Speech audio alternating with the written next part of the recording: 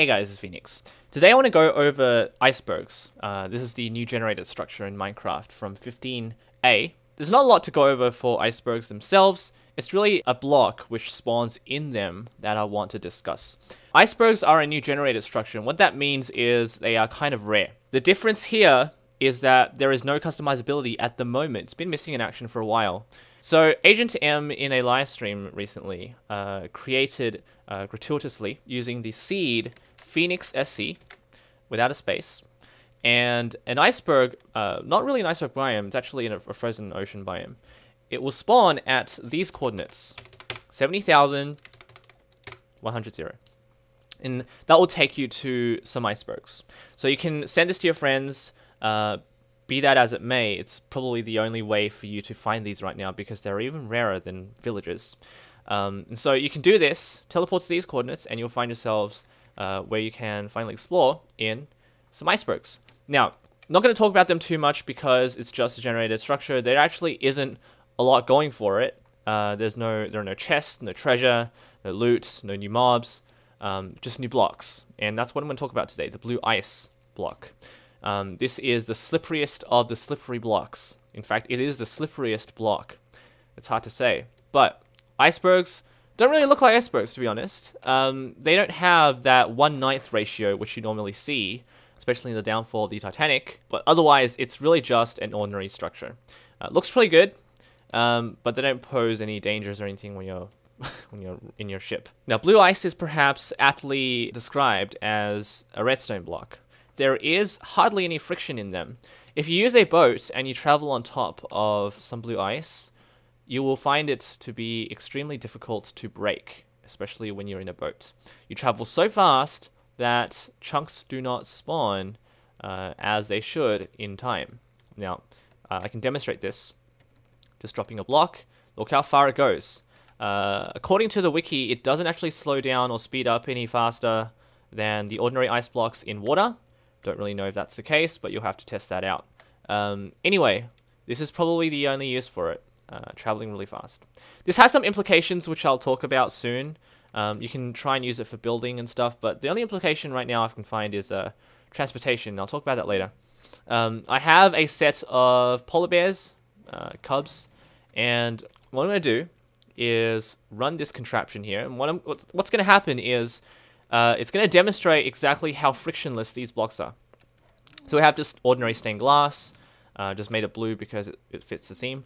Normal ice, packed ice, and blue ice. And you can just see how fast they'll travel. Right there. You have hardly any movement here. Quite a bit of movement for ice and packed ice. Of course, they are just as frictionless as one another. No, packed ice is not smoother than this. So don't think about that.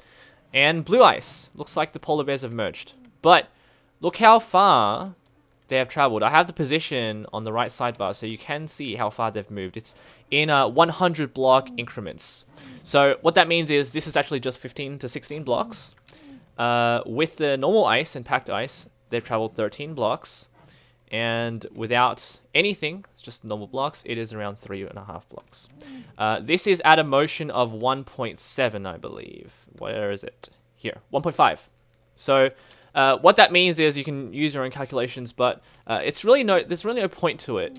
The problem here is just because it's traveled about 2 blocks further, when you do this for a long period of time, the margin of error will accentuate, it will amplify. So essentially what I'm trying to say is if you travel on blue ice for a very long time, chances are you're going to break the game. And Ilmango has proven that to be the case. You can actually cause the game to glitch out for quite a while before the game can catch up with its calculations. So there are some bugs associated with having such a frictionless block, but I just want to tell you that blue ice is quite powerful. Don't underestimate it at all, even though it looks like it's not really traveling that far.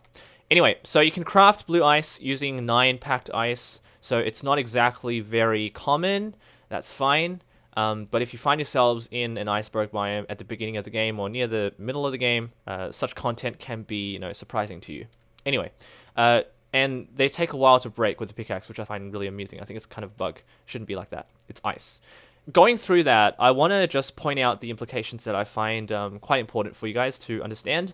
Because using boats on blue ice is potentially the fastest mode of travel, it always seems as though minecarts are getting out of business. It seems like in this snapshot or in this update, we have had a tremendous amount of new content associated with travel. Tridents are now improved, Elytra are now improved, you now have blue ice. We're noticing a bit of a power creep that is kind of hard to ignore at the moment. Tridents are quite a powerful weapon once you obtain one. And now we have the apparent conduit, which I still think is a weaker block compared to the other ones. But in any case, it seems like we have a ton of new additions to the game, which is beginning to make this Minecraft game a little more complex. So, you know, that's just my opinion. It's not necessarily a bad thing. It's just something that you kind of have to understand when the game moves forward with new additions and new content.